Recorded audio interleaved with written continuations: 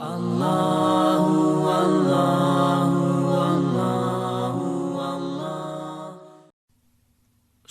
زخرف آیت نمبر 26 سورہ زخرف کا تیسرا رکوع اور 25ویں پارے کا 9واں رکوع۔ اللہ رب العالمین نے ارشاد فرمایا وَإِذْ قَالَ إِبْرَاهِيمُ لِأَبِيهِ وَقَوْمِهِ، اور جب ابراہیم نے اپنے باپ اور اپنی قوم سے فرمایا۔ یہاں باپ سے مراد آپ کا چچا آزر ہے، کیونکہ حضرت ابراہیم علیہ السلام کے والد موحد تھے، مومن تھے۔ عربی میں لفظ ابن باپ کے لیے، چچا تایا کے لیے، دادا کے لیے استعمال ہوتا ہے۔ تو آپ نے فرمایا اننی براء مما تعبدون، میں بیزار ہوں تمہارے معبودوں سے، الا الذی فطرنی، سوا اس کے جس نے مجھے پیدا کیا، فإنہ سیہدین، کہ ضرور وہ بہت جلد مجھے راہ دے گا، وجعلها کلمۃ باقیۃ فی عقبہ، اور اسے اپنی نسل میں باقی کلام رکھا۔ یعنی حضرت ابراہیم علیہ السلام نے اپنے اس توحیدی کلمے کو، جو فرمایا تھا کہ میں بیزار ہوں تمہارے معبودوں سے سوائے اس کے جس نے مجھ کو پیدا کیا، اپنے اس کلمے کو آپ نے اپنی نسل میں باقی رکھا، تو آپ کی اولاد میں موحد، مومن اور توحید کے داعی ہمیشہ رہیں گے۔ لعلہم یرجعون، کہ کہیں وہ باز آئیں، یعنی تاکہ وہ شرک سے باز آ جائیں اور یہ دین برحق قبول کریں۔ یہاں حضرت ابراہیم علیہ السلام کا ذکر فرمانے میں تنبیہ ہے کہ اے اہل مکہ، اگر تمہیں اپنے باپ دادا کا اتباع کرنا ہی ہے تو تمہارے باپ دادا میں جو سب سے بہتر ہیں وہ ہیں حضرت ابراہیم علیہ السلام، ان کا اتباع کرو اور شرک چھوڑ دو۔ اور یہ بھی دیکھو کہ انہوں نے اپنے باپ اور اپنی قوم کو جب سیدھے راستے پر نہ پایا تو ان سے بیزاری کا اعلان فرما دیا۔ اس سے معلوم ہوا کہ جو باپ دادا سیدھے راستے پر ہوں، دین حق رکھتے ہوں، ان کا اتباع کیا جائے، اور جو باطل پر ہوں، گمراہی میں ہوں، ان کے طریقے سے بیزاری کا اعلان کیا جائے۔ بل متعت ہؤلاء وآباءہم، بلکہ میں نے انہیں اور ان کے باپ دادا کو دنیا کے فائدے دیے، یعنی کفار مکہ کو اور ان کے باپ داداؤں کو دنیا کے فائدے دیے، لمبی عمریں عطا فرمائیں، اور ان کے کفر کرنے کے باوجود ان پر عذاب نازل کرنے میں جلدی نہ فرمائی۔ حتی جاءہم الحق ورسول مبین، یہاں تک کہ ان کے پاس حق اور صاف بتانے والا رسول تشریف لایا، یعنی ان کے پاس قرآن پاک آ گیا، اور سید عالم صلی اللہ علیہ وآلہ وسلم روشن ترین نشانیوں اور معجزات کے ساتھ رونق افروز ہوئے۔ اب صلی اللہ علیہ وسلم نے شرعی احکام واضح طور پر بیان فرمائے، اور ہمارے اس انعام کا حق یہ تھا کہ یہ کافر توبہ کر کے ایمان لاتے اور اس رسول مکرم صلی اللہ علیہ وآلہ وسلم کی اطاعت کرتے، لیکن انہوں نے ایسا نہ کیا۔ وَلَمَّا جَاءَهُمُ الْحَقُّ، اور جب ان کے پاس حق آیا، قالوا، وہ بولے، هَذَا سِحْرٌ وَإِنَّا بِهِ كَافِرُونَ، یہ جادو ہے اور ہم اس کے منکر ہیں۔ وقالوا، اور وہ بولے، لولا نزل هذا القرآن على رجل من القريتين عظیم، کیوں نہ اتارا گیا یہ قرآن ان دو شہروں کے کسی بڑے آدمی پر، یعنی مکہ مکرمہ اور طائف کے کسی بڑے آدمی پر قرآن نازل کیوں نہ کیا گیا۔ بڑے آدمی سے مراد ہے وہ شخص جو کثیر المال ہو اور عظیم اس کے پاس نوکروں کی غلاموں کی جماعت ہو، وہ جتھے دار ہو، جیسا کہ مکہ مکرمہ میں ولید بن مغیرہ اور طائف میں عروہ بن مسعود ثقفی۔ تو انہوں نے کہا کہ یہ دو بڑے آدمی ہیں ہمارے دو شہروں کے، یعنی مالدار ہیں، بہت بڑا جتھا ان کے پاس ہے، تو یہ قرآن نازل ان پہ کیوں نہ ہوا؟ اللہ تعالیٰ ان کی اس بات کا رد فرماتا ہے، اہم یقسمون رحمت ربک، کیا وہ تمہارے رب کی رحمت بانٹتے ہیں؟ یعنی کہ نبوت کی کنجیاں چابیاں ان کے ہاتھ میں ہیں کہ جس کو چاہیں دے دیں۔ کس قدر جاہلانہ بات کہتے ہیں۔ نحن قسمنا بینہم معیشتہم فی الحیات الدنیا، ہم نے ان میں ان کی زندگی کا سامان دنیا کی زندگی میں بانٹا، ان کی زیست کا سامان دنیا کی زندگی میں بانٹا، تو کسی کو غنی کیا مالدار کیا، کسی کو فقیر غریب کیا، کسی کو قوی طاقتور کیا، کسی کو ضعیف کمزور کیا۔ مخلوق میں کوئی ہمارے حکم کو بدلنے اور ہماری تقدیر سے باہر نکلنے کی طاقت قدرت نہیں رکھتا۔ تو جب دنیا جیسی قلیل چیز میں کسی کو اعتراض کی مجال نہیں، جرت نہیں، تو نبوت جیسے منصب عالی میں کیا کسی کو دم مارنے کا موقع ہے؟ کس کی مجال ہے کہ وہ اعتراض کر سکے؟ ہم جسے چاہتے ہیں غنی مالدار کرتے ہیں، جسے چاہتے ہیں مخدوم آقا بناتے ہیں، جسے چاہتے ہیں فقیر غریب کرتے ہیں، جسے چاہتے ہیں خادم نوکر بناتے ہیں، جسے چاہتے ہیں نبی بناتے ہیں، جسے چاہتے ہیں امتی بناتے ہیں۔ امیر کیا کوئی اپنی قابلیت سے ہو جاتا ہے؟ ہماری عطا ہے جسے جو چاہیں کریں۔ وَرَفَعْنَا بَعْدَهُمْ فَوْقَ بَعْدٍ دَرَجَاتٍ، اور ان میں ایک دوسرے پر درجو بلندی دی،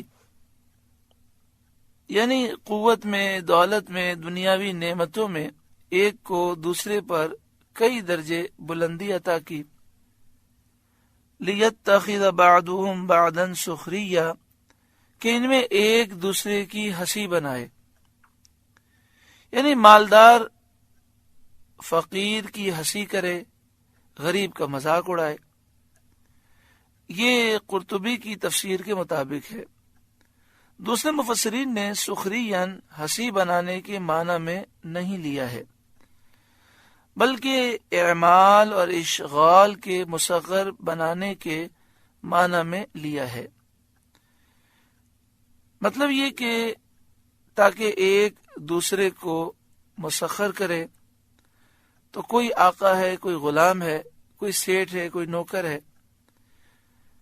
اس صورت میں معنی یہ ہوں گے کہ ہم نے دولت و مال میں لوگوں کو متفاوت کیا، جدا جدا کیا، تاکہ ایک دوسرے سے مال کے ذریعے خدمت لے اور دنیا کا نظام مضبوط ہو۔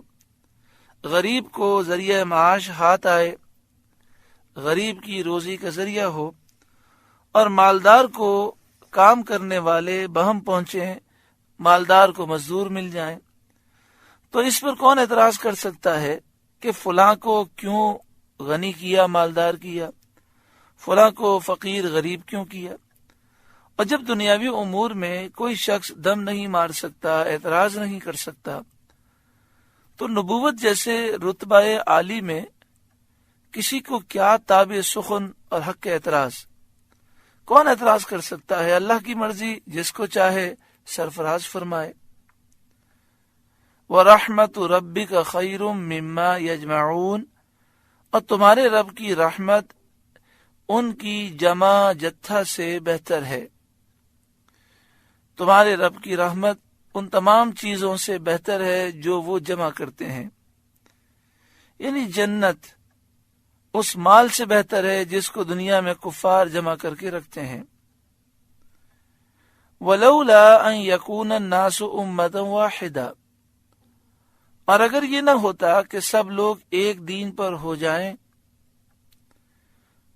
اگر یہ نہ ہوتا کہ سب لوگ ایک دین پر ہو جائیں گے، یعنی اگر اس کا لحاظ نہ ہوتا کہ کافروں کو فراخی عیش میں دیکھ کر سب لوگ کافر ہو جائیں گے، لَجَعَلْنَا لِمَن يَكْفُرُ بِالرَّحْمَنِ لِبُيُوتِهِمْ سُقُفًا مِّن فِضَّةٍ وَمَعَارِجَ عَلَيْهَا يَظْهَرُونَ، تو ہم ضرور رحمان کے منکروں کے لیے چاندی کی چھتیں اور سیڑھیاں بناتے جن پر وہ چڑھتے. یہ مراد یہ ہے کہ اللہ تعالیٰ کی بارگاہ میں دنیا کی کوئی وقت نہیں. اللہ تعالیٰ دنیا کو پسند نہیں فرماتا، تو جو اللہ پر ایمان لاتا اللہ تعالیٰ اس سے دنیا کو دور کر دیتا، اور جو کفر اختیار کرتا اللہ تعالیٰ اسے دنیا کی دولت سے مالا مال کر دیتا. لیکن ہوتا یہ کہ لوگ دنیا کی لالچ میں آ کر یہ سوچتے کہ اگر ایمان لائیں گے تو سارا مال چلا جائے گا، اور کفر اختیار کریں گے تو مال و دولت کا انبار آ جائے گا. تو یہ دنیا کی دولت کی ہوس اتنی بری ہے کہ پھر لوگ دنیا کی خاطر کافر ہو جاتے. اس لیے اللہ تبارک و تعالی نے ایسا نہیں فرمایا، بلکہ کافر ہو کہ مسلمان، ان میں غریب بھی ہیں اور مالدار بھی ہیں. تو فرمایا کہ اگر یہ نہ ہوتا کہ سب لوگ ایک دین پر ہو جائیں گے، یعنی سب کافر ہو جائیں گے، تو ہم ضرور رحمان کے منکروں کے لیے جو کافر ہیں ان کے لیے اتنی دولت کر دیتے کہ ان کے گھر میں چاندی کی چھتیں ہوتی، سیڑھیاں ان کی چاندی کی ہوتی جن پر وہ چڑھتے. وَلِبُيُوتِهِمْ أَبْوَابًا وَسُرُرًا عَلَيْهَا يَتَّكِئُونَ، اور ان کے گھروں کے لیے چاندی کے دروازے اور چاندی کے تخت جن پر تکیہ لگاتے. ان کے پلنگ بھی چاندی کے ہوتے، دروازے بھی چاندی کے ہوتے. وَزُخْرُفًا، اور طرح طرح کی آرائش، کیونکہ دنیا اور اس کے سامان کی ہمارے نزدیک کچھ قدر نہیں. وہ سریعت الزوال ہے، فوراً زائل ہونے والا، فنا ہونے والا ہے. وَزُخْرُفًا کا ترجمہ ایک یہ بھی کیا گیا کہ چاندی کے مکان کے علاوہ انہیں ایسے مکان بھی دیتے جو سونے کے ہوتے، جن میں سونے کی چھتیں ہوتی، سیڑھیاں سونے کی ہوتی، دروازے سونے کے ہوتے، پلنگ سونے کے ہوتے. تو رحمان کے منکروں کو اللہ تعالیٰ فرماتا ہے ہم یہ سب دے دیتے، کیونکہ اللہ کی بارگاہ میں دنیا کی کوئی وقت نہیں. وَإِن كُلُّ ذَلِكَ لَمَّا مَتَاعُ الْحَيَاةِ الدُّنْيَا، اور یہ جو کچھ ہے جیتی دنیا ہی کا اسباب ہے. یہ تو دنیا کی قلیل زندگی کا سامان ہے، پھر سب کچھ چھوڑ کے جانا ہے. وَالْآخِرَةُ عِندَ رَبِّكَ لِلْمُتَّقِينَ، اور آخرت تمہارے رب کے پاس پرہیزگاروں کے لیے ہے. پرہیزگار وہ ہیں جنہیں دنیا کی چاہت نہیں، دنیا کی محبت نہیں. حضرت علامہ مولانا سعد الافاضل نعیم الدین مراد آبادی علیہ رحمہ تفسیر خزائن العرفان میں لکھتے ہیں، ترمذی کی حدیث میں ہے کہ اگر اللہ تعالیٰ کے نزدیک دنیا مچھر کے پر کے برابر بھی قدر رکھتی، ویلیو رکھتی، تو کافر کو اس سے ایک گھونٹ پانی نہ دیتا. یعنی ایک گھونٹ پانی کافر کو نہ ملتا اگر اللہ کی بارگاہ میں دنیا کی وقت مچھر کے پر کے برابر بھی ہوتی. اسی طرح ترمذی شریف کی دوسری حدیث پاک میں ہے، سید عالم صلی اللہ علیہ وسلم نیاز مندوں کی ایک جماعت کے ساتھ تشریف لے جاتے تھے. یعنی آپ صحابہ کرام کے ساتھ تشریف لے جا رہے تھے.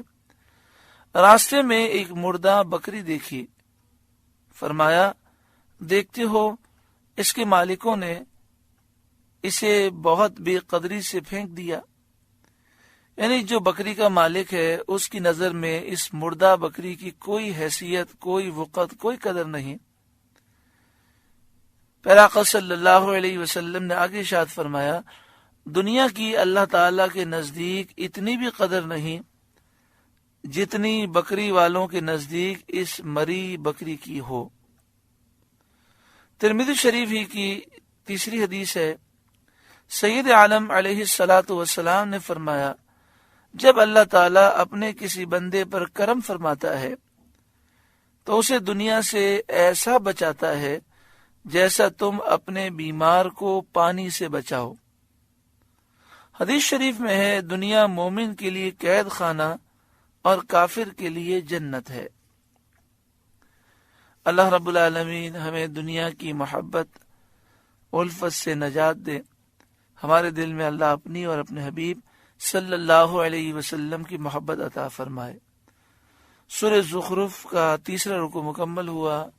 اللہ تعالیٰ اس رکوع کے نور سے ہمارے قلوب کو روشن منور فرمائے۔ اللہ اللہ